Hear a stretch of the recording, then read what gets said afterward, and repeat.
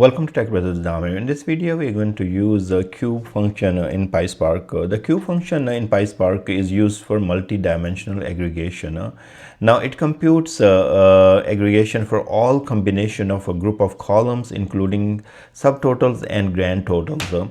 It is useful when you need to report similar to OLAP cube aggregation. So you will see how exactly this cube function work in the example below. So we have this data, and just pay attention to the data. We have a name, so Amish Azad, and then we have a department, then we have salary, then we have name Ali, Raza, Bob, Lisa, and their departments are right there, and then that's their salary. Just pay attention to it, like salary is 5,000, 4,500, 5,000, 4,000, and 4,000. And here is the list of the columns. So name, department, and salary. We will use this to create our data frame. Here we are creating a data frame called df and equal to spark.create data frame. Provide the data here, and then a column for the schema, and this will create our data frame. Now we can see our data frame right there if we want to run this one.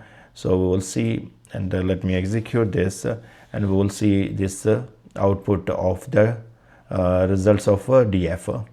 Okay, so here is my data frame output, and you can see those records what we have shown in the data right here as well.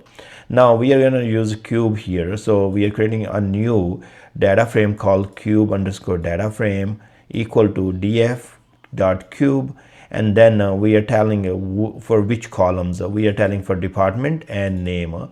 So, and then we're saying aggregate using the aggregate function here, and then doing the sum of a salary, and then alias that sum as a total salary. So that's what we will be doing here. So we are using cube for specific columns, and then performing an aggregation, and this could be count if you want to do count of employees and all that. Different things can be done, but here in case we are doing the sum.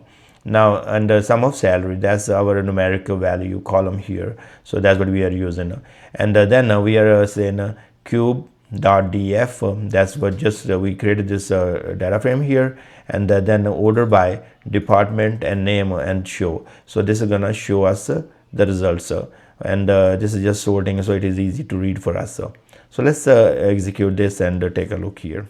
Okay, here is our result, and first let me show you the data and both of them at the same time and try to see if this makes sense. So this is our original data frame, and this is our cube. So now when you see, look at the result. So the very first row, it is shown as a null and null for the department and name, but it is shown as 22,500. So this is sum of all the salary. So this is your grand sum of all the salary right there. So you are not seeing any value here in the department or name, because this is a grand total of salaries. So if you add up all these values, right, this salaries is going to be 22,500.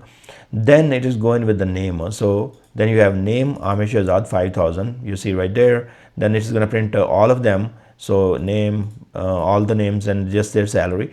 Now it is going with the finance, and that's the department.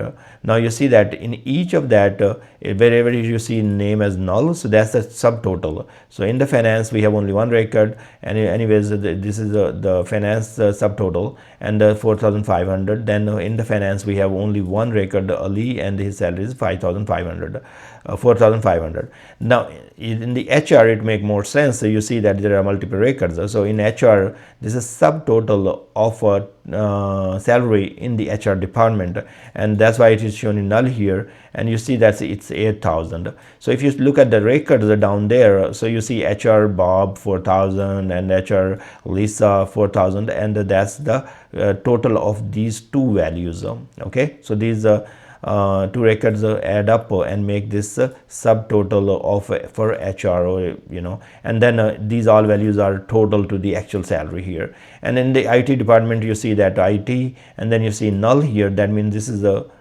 total for the values inside that IT. And then we have in IT we have Amir and Raza, and their salaries are 5,000 and 5,000, that make it this 10,000. So you see that this is pretty easy to create this aggregation report. You can always replace these null values with something if you want to do that, some maybe text or something.